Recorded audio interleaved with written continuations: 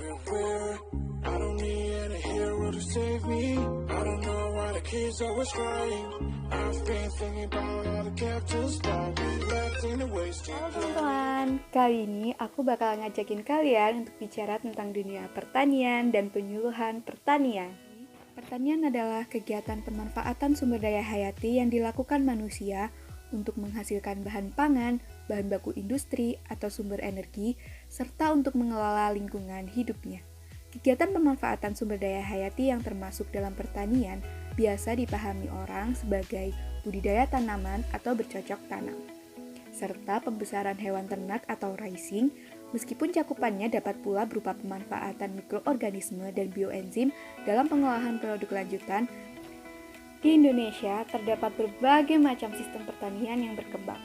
Sistem pertanian yang digunakan tergantung pada kriteria-kriteria tertentu seperti jenis lahan atau tanah, jenis tanaman atau tumbuhan yang dikelola atau dikembangkan, atau juga tergantung pada suhu atau jenis iklim sekitar daerah pengembangan pertanian tersebut.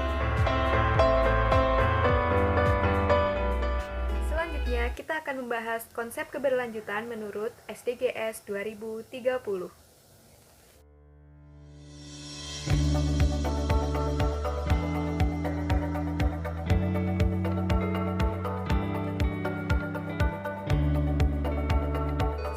Development Goals atau SDGs 2030 adalah kesepakatan pembangunan baru yang mendorong perubahan-perubahan yang bergeser ke arah pembangunan berkelanjutan.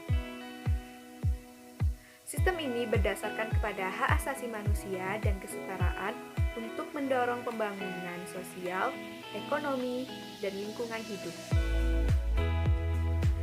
SDGs terdiri dari 17 tujuan dan 169 target dalam rangka melanjutkan upaya dan pencapaian Millennium Development Goals yang berakhir pada tahun 2015 lalu. SDGs memiliki 4 pilar pembangunan, yaitu pilar pembangunan sosial, pilar pembangunan ekonomi, pilar pembangunan lingkungan, dan pilar pembangunan hukum dan tata usaha. Selanjutnya, kita akan membahas tentang pertanian berkelanjutan. I don't know why the kids always crying. I've been thinking about all the captains that we left in the wasted. Pertanian berkelanjutan atau Sustainable Agriculture merupakan implementasi dari konsep pembangunan berkelanjutan atau Sustainable Development pada sektor pertanian. Konsep pertanian berkelanjutan ialah yang bertumpu pada 3 pilar, yaitu ekonomi, sosial, dan ekologi. Yang pertama adalah sosial. Dimensi sosial adalah orientasi kerakyatan. Hal ini berkaitan dengan kebutuhan masyarakat akan kesejahteraan sosial yang dicerminkan oleh kehidupan sosial yang harmonis, yaitu tercegahnya terjadinya konflik sosial, preservasi keagamaan budaya, serta modal sosio-kebudayaan, termasuk dalam hal perlindungan terhadap suku minoritas. Itu adalah ekonomi. Dimensi ekonomi berkaitan dengan konsep maksimalisasi aliran pendapatan yang dapat diperoleh dengan setidaknya mempertahankan aset produktif yang menjadi basis dalam memperoleh pendapatan tersebut. Yang menjadi indikator utama dalam dimensi ekonomi ini ialah tingkat efisiensi ekonomi dan daya saing juga besaran dan pertumbuhan nilai tambah termasuk dalam hal laba serta stabilitas ekonomi. Yang ketiga adalah ekologi. Dimensi lingkungan alam menekankan kebutuhan akan stabilitas ekosistem alam yang mencakup sistem kehidupan biologis dan materi alam. Dalam hal ini, mencakup terpeliharanya keragaman hayati dan daya lentur biologis atau sumber daya genetik, sumber air dan agroklimat, sumber daya tanah, serta kesehatan dan kenyamanan lingkungan. Selanjutnya, kita akan membahas penyuluhan pertanian berkelanjutan.